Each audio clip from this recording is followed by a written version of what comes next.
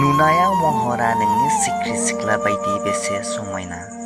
नुनायाव महरा नोंनि सिख्रि सिख्ला बायदि बेसे समायना। माथो नोंनि गोसोआबो बाहां बिरहां सिख्रि सिख्ला बायदिसो। आखल आखु गोसो नोंनि नङा समायना। आखल आखु गोसो नोंनि नङा समायना। आरो गुबुन मोनसे शायरिया जादों,